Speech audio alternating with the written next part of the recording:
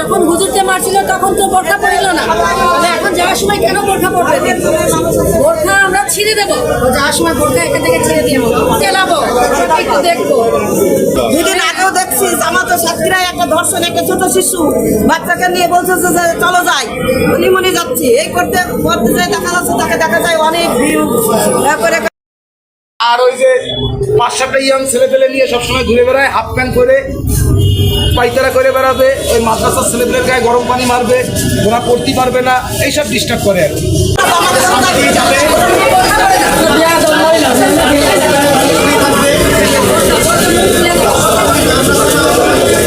কথা বলে মেয়ে তাই বলতেছি, এই কথা বলতেছি, উনি এই কথা শিখাই দিচ্ছে।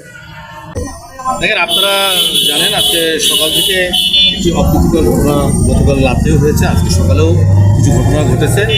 সেই ঘটনাকে কেন্দ্র করে এই এলাকায় একটা অস্থিরতা বিরাজ করছে। এটি আমাদের মাননীয় বিদ্যুৎ, জ্বালানি এবং খনিজ সম্পদ মন্ত্রী আল্লাহ মহিত উনি জানেন এবং তাৎক্ষণিকভাবে উনি আমাদেরকে পাঠিয়েছেন।